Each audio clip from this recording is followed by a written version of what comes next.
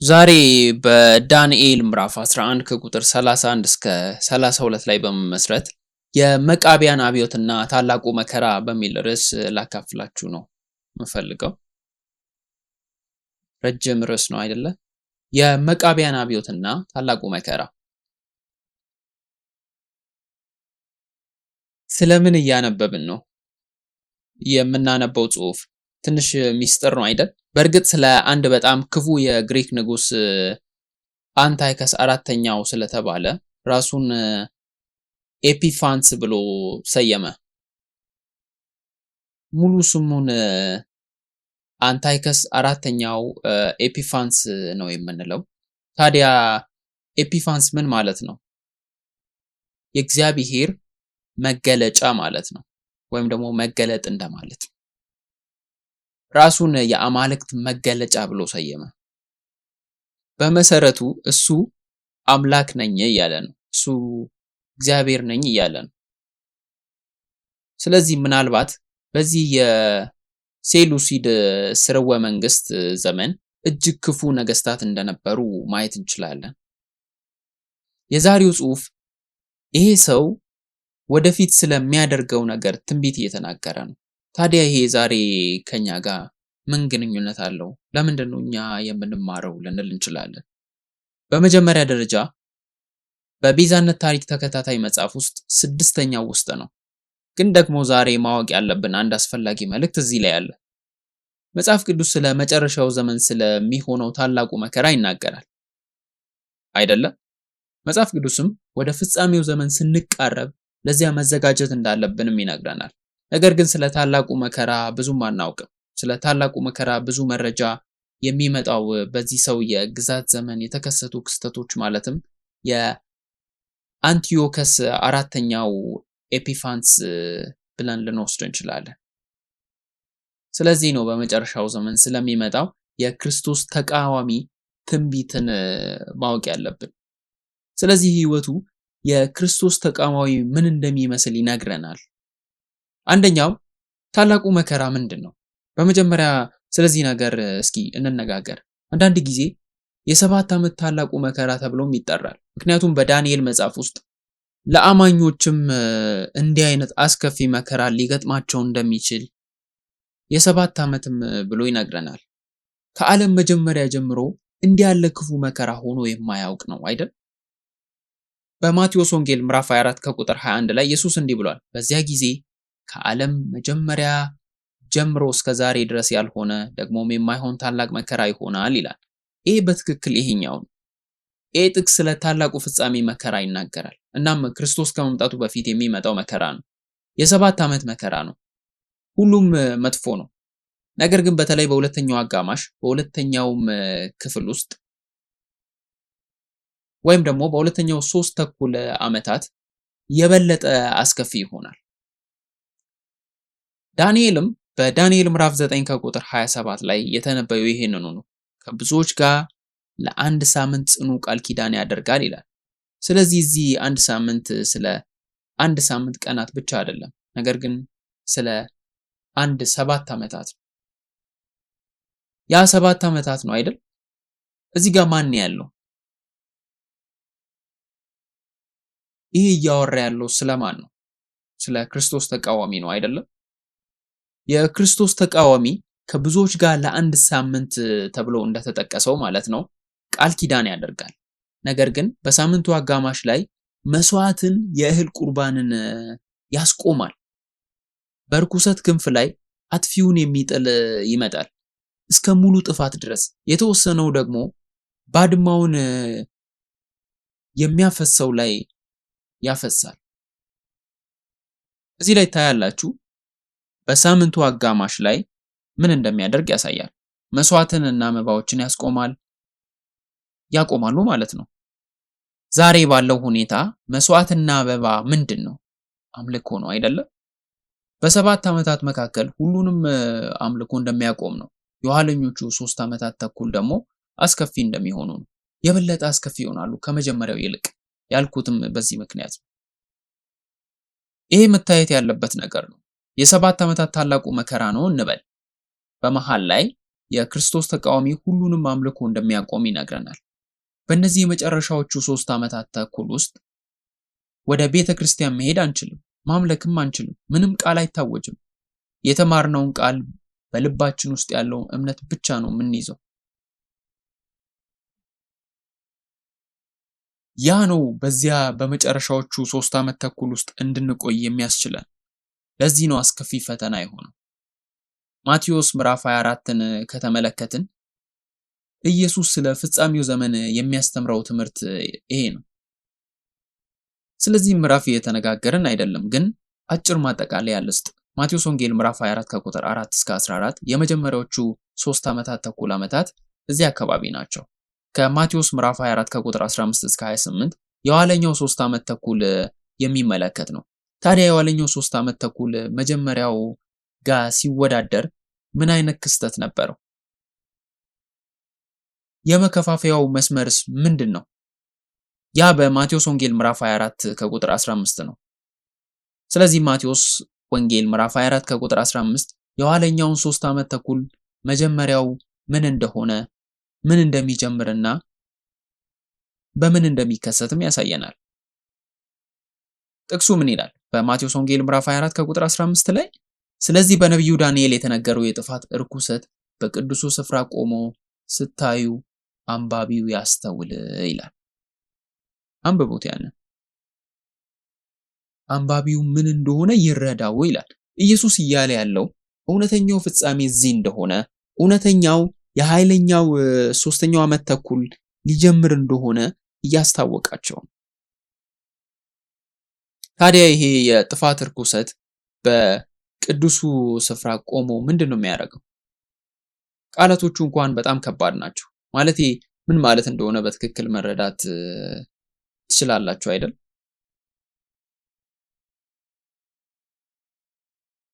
ለዚህ ነው አንታይከስ አራተኛውን እና ምን እያደረገ ለማብራራት የምንጠቀምበትን መንገድ ያሰፋ ነው። በዛሬው ጽሑፍ ውስጥ እንኳን በዳንኤል ምዕራፍ 11 ከቁጥር 31 ላይ ይህንን የጥፋት ርኩሰት ስለሚያዘጋጅ ሰው ይነግረናል።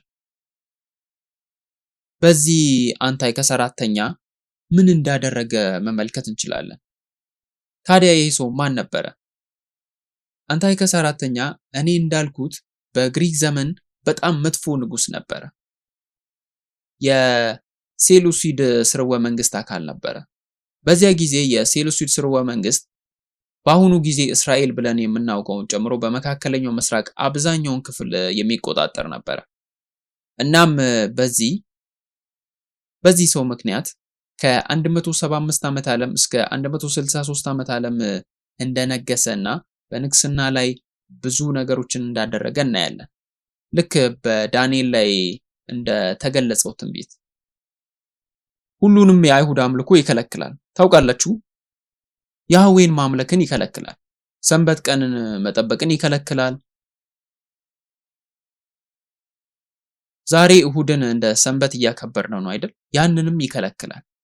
አይሁዶች እንዳይገረዙ ይከለክላል። ሌሎች ሃይማኖታዊ እንቅስቃሴዎች ሁሉ ይከለክላል። ሁሉንም አግዷል። ከዚያም በ167 ዓመት ዓለም በጣም አስፈላጊ የሆነው ነገር አደረገ። የጥፋትን እርኩሰት አቆመ። ያ ምንድን ነው? የዜኡስ ምስል አቆመ። የግሪክ አምላክ ዜኡስን ታውቃላችሁ አይደል? የዜኡስን ምስል በቅዱስ ስፍራ አቆመ።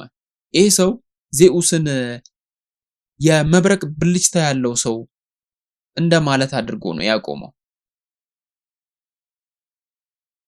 በዚህ ምክንያት ወደ ቤተ መቅደሱ ወደ ቅዱስ ስፍራ ካህናት ብቻ ወደሚሄዱበት የዜኡስን ምስል አቆመና ሁሉም ሰው ለሱ እንዲሰግዱ አዘዛቸው። ስለዚህ ያ የዜኡስ ምስል በቅዱስ ስፍራ ለ3 ዓመታት ከ167 ዓመት ዓለም እስከ 164 ዓመት ዓለም ተቀመጠ። አንታይከስ አራተኛ ንጉስ በነበረበት ጊዜ እስራኤላውያን 3 በጣም ክፉ ሊቀ ካህናት ነበሯቸው። ስማቸውም ጄሰን፣ ሜኔላውስ፣ አልሲሞስ ነበሩ። በስርዓቱ ሄዱ። በመጀመሪያው ጄሰን ሊቀ ካህናት ነበረ። ከዚያም ሜኔላውስ፣ ከዚያም አልሲሞስ ነበረ። ሶስቱም በጣም መጥፎዎች ነበሩ። ለምሳሌ ጄሰን ለአንቲዮከስ አራተኛ ጉቦ ሰጠው። በወንድሙ ላይ ሊቀ ካህናት እንዲሆን አደረገ። አንቲዮከስ አራተኛው ቤተ መቅደስ መግባት እፈልጋለሁ፣ የዙስን ሐውልት በመቅደስ ውስጥ ማስቀመጥ እፈልጋለሁ ሲል መናሊዮስ ሊቀ ካህናት ነበር። በእርግጥም ግባና እንኳን ደህና መጣ ሲል አንቲዮኮስ ወደ ቅድስተ ቅዱሳን ያመጣው ሰው ነበር። መጽሐፍ ቅዱስን በግልጽ እንደሚነግረው ካህናት ብቻ ወደዚያ መግባት ይችላሉ ይላል። ማንኛውም አሕዛብ ወደ ቅድስተ ቅዱሳን መግባት አይችልም። በተለይም የጣዖት ሐውልትን ለማቆም የሚፈልግ ሰው። ነገር ግን ይህን ሁሉ ያደረገው ከንጉሱ ጋር ጥሩ እንዲሆንና ሁሉንም ኃይሎች እንዲያገኝ ብዙ ገንዘብም እንዲያገኝ ነበር። አልሲሞስ በመሰረቱ ተመሳሳይ ነገርን አደረገ። በዚህም አንቲዮከስ አራተኛው ንጉስ በነበረበት ጊዜ እነዚህ ሶስት በጣም ክፉ ሊቀ ካህናት በአንድ ጊዜ ነበሩ። ይህ የመቃቢያን አብዮት የተካሄደው በዚህ ሁኔታ ውስጥ ነበር። በዚህም ሶስተኛው የመቃቢያን አብዮትን እንመልከት። አንቲዮከስ አራተኛው የዚኡስን ምስል ሲያስቀምጥ ያ እንደ አስፈሪ ነገሮች ጫና ሆኖ ነበር። ያም የአስፈሪነት ጥግ ነበር። ያም የዚህ ክፉ ንጉስ ከፍተኛ ያገዛዝ ወቅትም ነበር። በዚያን ጊዜ አይሁዶች በሁለት ተከፍለው ነበረ። አንዱ ጥሩ፣ አንዱ ግን እንደዚህ አይደለም። እንደ ዳንኤል ምዕራፍ 11 ከቁጥር 32 ገለጻ ለ30 ቃላት ለቃል ኪዳኑ ክፉ የሚያደርጉ ወደ አምላክ የለሽነት ይመለሳሉ ይላል። ይህ ክፉ ቡድን የመጀመሪያው ቡድን ነው። አንቲዮከስ አራተኛውን ያዳምጣሉ፣ እሱንም ይከተላሉ። ከዚያም ሁለተኛው ቡድን ነገር ግን አምላካቸውን የሚያውቁ ሰዎች ኃያልን ያሳያሉ እናም እርምጃ ይወስዳሉ ይላል። ይህ ጥሩ በኩል ነው።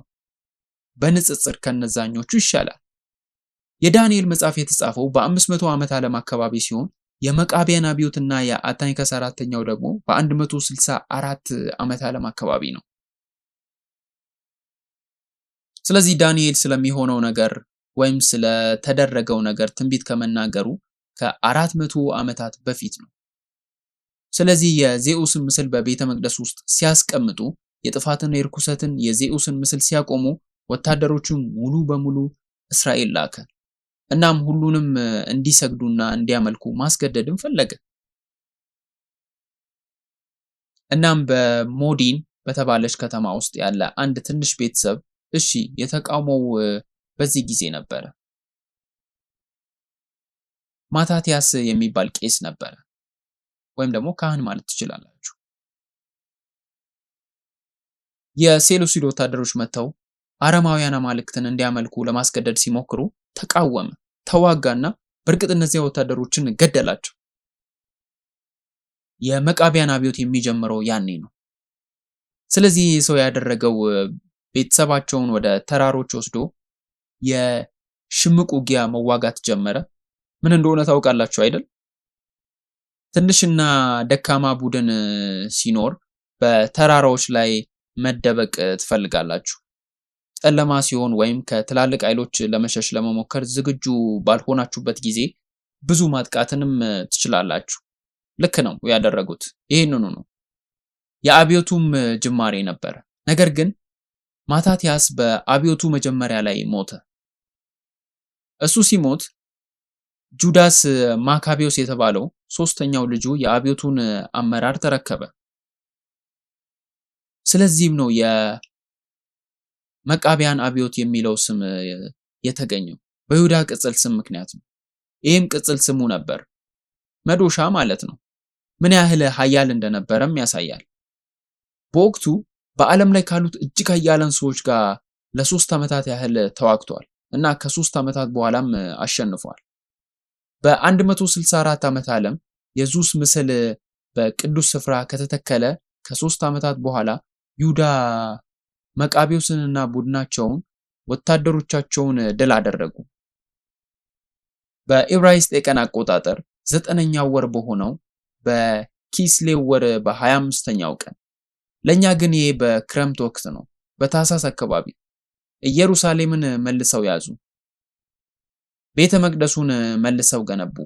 ቤተ መቅደሱንም ለእግዚአብሔር እንደገና ለመቀደስ የ8 ቀን በዓል አደረጉ። ቤተ መቅደሱን በሙሉ አጸዱ። የዙስን ምስል አጠፉ። ሻማዎችንም ሁሉ መብራቶችንም አበሩ። ለ8 ቀናትም በዓል አደረጉ። እግዚአብሔርንም አመለኩ። ቤተ መቅደሱንም እንደገና ቀደሱ። በዚያ ቅጽበት ጀምሮ እነዚህ 8 ቀናት የተቀደሰው በዓል ሆነው ተጠብቀዋል። በእውነቱ በመጽሐፍ ቅዱስ ውስጥ ያ ነው የሆነው። በዮሐንስ ምዕራፍ 10 ከቁጥር 22 እስከ 23 ላይ በኢየሩሳሌም የመቅደስ መታደስ በዓል ሆነ ይላል። ቁጥር 23 ክረምትም ነበረ፣ ኢየሱስም በመቅደስ በሰለሞን ደጅ መመላለሻ ይመላለስ ነበረ ይላል። ስለዚህ ለኛ በታህሳስ ወር አካባቢ እንደማለት ነው የመታደስ በዓል የሚውልበት ጊዜ። ታህሳስ ለኛ ነው ይሄ የክረምት ወር ብለን እኛ የምንጠራው። ኢየሱስም ይህን በዓል አክብሮታል። ለዚህ ነው ወደ ኢየሩሳሌም የመጣው። ይሁዳ መቃቢዮስ ቤተሰቡ ጋር ያደረገው የአንታይከስ 4ኛው ጦርነቶችም እንዴት እንዳሸነፉ ቤተ መቅደሱንም እንዴት መልሰው እንዳቋቋሙ እንደገነቡ እንደገና እንዴት እንዳስረከቡትም ለማስታወስ ወደ ቤተ መቅደሱ ይመጡ ነበር። ይህን ለማድረግ ሕይወታቸውን አደጋ ላይ ጥለዋል። ዛሬም ቢሆን አይሁዶች ይህንን በዓል እያከበሩ ነው። ነገር ግን ይህንን ሃኑካ ብለን እናውቃለን። ስለዚህም ነገር ሰምታችኋል አይደል? እርግጠኛ ነኝ። ገናን ስናከብር ገና ሲባል በዚህ አገላለጽ ላይ የፈረንጆች አዲስ ዓመት ለማለት ነው። ሃኑካ በተመሳሳይ ጊዜ ነው። በዕብራይስጥ ሃኑካ ማለት መስጠት ማለት ነው። ቤተ መቅደሱን ለእግዚአብሔር እንደገና ለመቀደስ በእነዚያ 8 ቀናት ውስጥ ስላደረጉት ነገር እየተናገረ ነው። የመቃቢያን አብዮት ታሪክም ይሄ ነው። ስለዚህ የዚህ አብዮት የመቤዠት ታሪካዊ ትምህርት ምንድን ነው ታዲያ? ምንድን ነው ከነዚህስ የምንማረው? አንቲዮከስ 4ኛ በስልጣን ላይ በነበሩ ክፉ ሊቀ ካህናት ምክንያት ወደ ቤተ መቅደሱ በነፃ መግባት እንቻለ። ለምሳሌ የሰውየው ስም ሜኔላውስ ነበረ። ወደ ቅድስተ ቅዱሳን እንዲሄዱ ፈቀደላቸው። ይህ የአሕዛብ ንጉሥ ከሊቀ ካህናቱ ጋር አብሮ መስራት ስለቻለ ማንንም ሳይቃወም እነዚህ ሁሉ ነገሮች ማድረግ ቻለ። ቀደም ብዬ እንደተናገርኩት እነዚህ ክስተቶች የመጨረሻውን ዘመን ታላቅ መከራ ያመለክታሉ። መጽሐፍ ቅዱስም በታላቁ መከራ ወቅት ተመሳሳይ ነገር እንደሚከሰት ይተነብያል። 2 አራዊት ነክተው ይመጣሉ አይደል? በራእይ ምዕራፍ 13 ከቁጥር 1 ላይ ዘንዶውም በባህር ዳር አሸዋ ላይ ቆሞ ነበረ፣ ከነዚህም አንድ አውሬ ከባህር ሲወጣ አየው። 10 ቀንዶችና 7 ራሶች ነበሩት፣ በቀንዶቹም ላይ 10 ዘውዶች ነበሩት፣ በራሶቹም ላይ የስድብ ስሞች ነበሩት ይላል።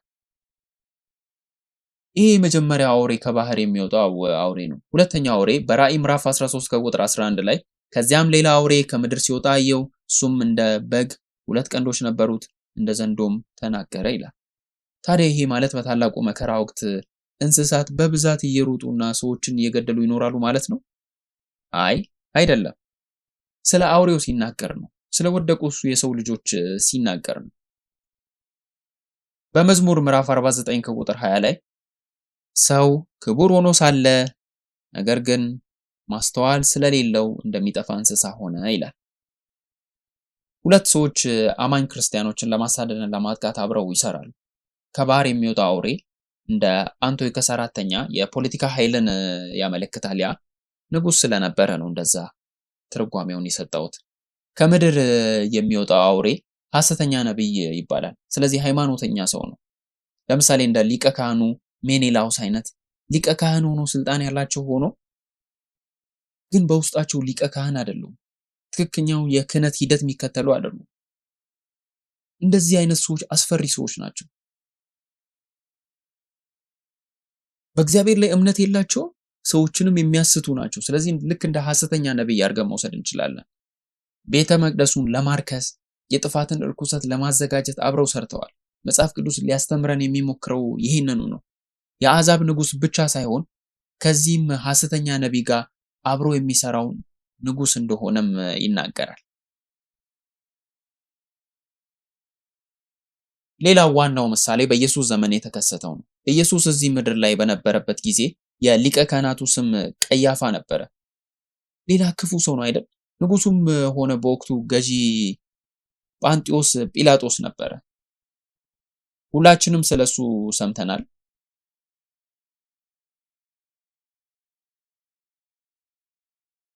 ወዳጃዊ ግንኙነት አልነበራቸውም። ነገር ግን በአንድ ምክንያት ወዳጃዊ ሆኑ፣ ኢየሱስን ለመግደል።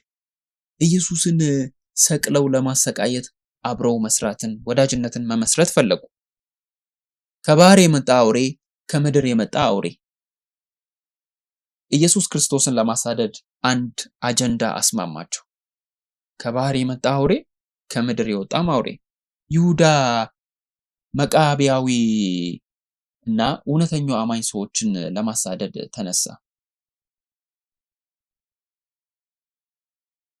አስደናቂ ነገር ነው አይደል? ሊቀ ካህናት ሆነው በዚያ ጊዜ ህዝቡ ቤተ መቅደሱን መልሰው ከመያዛቸው በፊት ይሁዳን ትክክለኛ ባልሆነ መንገድ ሊቀ ካህን አድርጎ መሾማቸው ነው።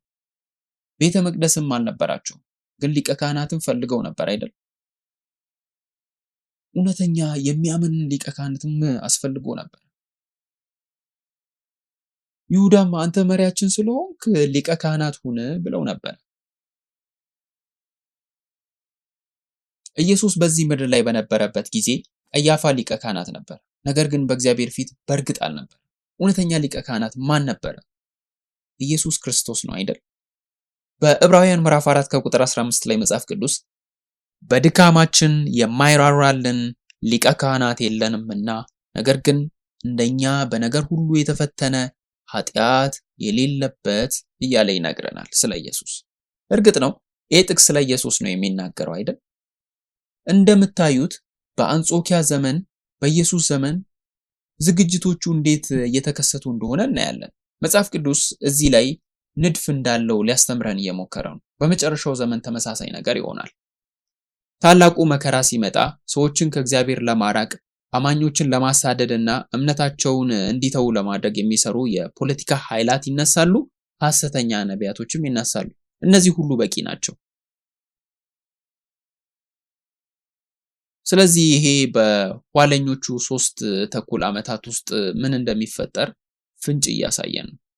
ስለዚህ የእግዚአብሔርን ቃል ማጥናት አለብን፣ መጸለይ አለብን እና መዘጋጀት አለብን።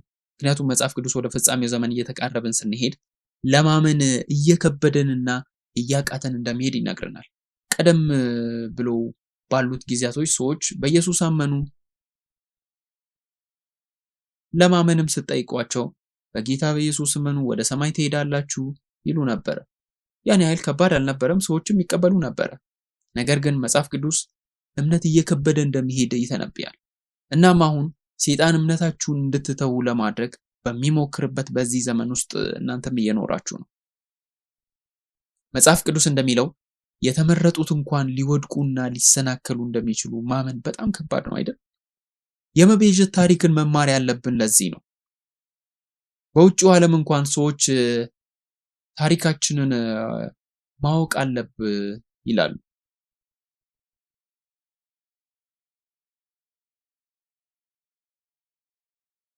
ታሪካቸውን የሚረሱ ሰዎች ያን ታሪክ በስህተት ሊደግሙት ይችላሉ። ምናልባት የጥፋት ታሪክ ቢሆን ከጥፋት ታሪክ የመመለስን መንገድ ከመከተል ያን ጥፋት ሊደግሙ ይችላሉ። መጽሐፍ ቅዱስ ተመሳሳይ ነገርንም ይነግረናል። ሁላችንም ይህን ጥቅስ እናውቃለን አይደል? ዘዳግም ምዕራፍ 32 ከቁጥር 7 እንዲህ ይላል፣ የቀደመውን ዘመን አስብ፣ የትውልድንም ዓመታት አስቡ፣ አባትን ጠይቅ፣ እሱም ሽማግሌዎችን ጠይቁ ይነግራችኋል፣ እነሱም ይነግሯችኋል ይላል። የቀደመውን ዘመን አስቡ። ለምን? ምክንያቱም በቤዛነት ታሪክ ውስጥ ወደፊት የሚሆነውን ነገር ፍንጭ ያሳየናል። በመጨረሻው ዘመን የሚሆነውን የሚነግሩ ፍንጮች እዛው ስላሉ ማለት ነው። በኢሳይያስ ምዕራፍ 46 ከቁጥር 10 ላይ መጨረሻውን ከመጀመሪያ ከጥንትም ያልተደረገውን ነገር እነግርሃለሁ፣ ዓላማዬ ይጸናል፣ መልካሙንም ሁሉ እፈጽማለሁ ይላል። እግዚአብሔር ፍጻሜውን ከመጀመሪያው እንደሚናገር ይናገራል። ከዘፍጥረት ጀምሮ በመጽሐፍ ቅዱስ ውስጥ ስለ ፍጻሜው ዘመን ተነግሯል። ፍጻሜው እንዴት እንደሚሆንና እንዴት እንደሚገለጥ መልሶች አሉ። ለዚህ ነው የእግዚአብሔርን ቃል ማጥናትና በቤዛነት ታሪክ ውስጥ ያለውን የህይወት መስመር መከተል ያለብን። ባለፈው ጊዜ ስለተከናወነው ነገር ፍላጎት ስላለን ሳይሆን ወደፊት ስለሚሆነው ነገር ማወቅ ስለምንፈልግ ነው። ሁላችንም መጽሐፍ ቅዱስን በማንበብ ብቻ ሳይሆን በማጥናትና በመጸለይ በትጋት እንድንሰራ ተስፋ አደርጋለሁና እጸልያለሁ። ምንም ይሄ እምነታችንን ለመጠበቅ ራሳችንን ማዘጋጀት እንደምንችል ማጣቀሻ ቢሆንም መጽሐፍ ቅዱስ የምናየው ነገርና ፈጽሞ እየተከሰተ ያለውን ነገር መታመን እንደሌለብን ያስጠነቅቀናል። ነገር ግን ከእግዚአብሔር ቃል በሰማነው ነገር ላይ መታመንና እሱ ላይ እምነታችንን መጣል እንዳለብን ያስጠነቅቀናል። በጣም ግራ የሚያጋባ ጊዜ ይመጣል። ምን እንደሚሆንም ደግሞ አይታወቅም። እዚህ በኤቨርግሪን ቤተክርስቲያን ሁላችንም ይህን ቃል በልባችን ውስጥ እንደምናስቀምጠውና በልባችን ላይ እንደምንተክለው ተስፋ አደርጋለሁ። የሰማነውና የተማርነውን ሁሉ መንፈስ ቅዱስ በአእምሯችን ይጠብቀው።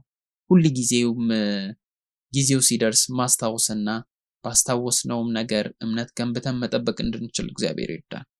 እንደ መቃቢያን እንድንሆን አምላካቸውን የሚያውቁ ጥንካሬያቸውን የሚያሳዩ እና እርምጃ የሚወስዱ ሰዎችን ነው። መጽሐፍ ቅዱስ የእምነት ጥንካሬ ማሳየት እንዳለብን ይናገራል። እናም እንደ እግዚአብሔር ቃል እርምጃ መውሰድ እንዳለብንም ይናገራል። አሜን። እንጸልይ። ውድ የሰማይ አባት ሆይ የቤዛነት ታሪክ ስለሰጠን እናመሰግናለን። ከቃል ስላስተማርከን እናመሰግናለን። የወደፊቱንና የመጨረሻውን ዘመን ምን እንደሆነ ፍንጭ ማግኘት እንድንችል ዘንድ ስለረዳን እናመሰግናለን። አባት ሆይ ጥበብ እንድትሰጠን ማስተዋል እንዲኖረንና በሕይወታችን ውስጥ ማስተዋል ኖሮን እንድንመላለስ እንጸልያለን። ትክክል የሆነውን ነገር፣ ስህተት የሆነውን ነገር፣ የእግዚአብሔር ፈቃድ የትኛው እንደሆነና እንዳልሆነ መለየት እንድንችል እርዳን። እነዚህ ሁሉ ወሰኖችን በሚያጠፉበት ዘመን ሁሉ በአንተ የታገዝን እንድንኖር እምነታችንን እንድንጠብቅ እርዳን። በቃል ልባችንን እንድንጠብቅ እርዳን። እንደ ይሁዳ መቃቢዎስ እና አምላካቸውን የሚያውቁና በአምላካቸው የታመኑት መንፈሳዊ ጥንካሬን የሚያሳዩ እንደሆኑ እኛም እንደነዛ አስፈላጊ በሚሆንበት ጊዜ ሁሉ እርምጃ እየወሰድን እግዚአብሔር እውነተኛውን አማኞች አድርጎ የሚያቆመን ሰዎች እንድንሆን እርዳን። በሕይወታችን ውስጥ ላሳየኸው መመሪያና ጥበቃ እናመሰግናለን። ስለባረከንም እናመሰግናለን።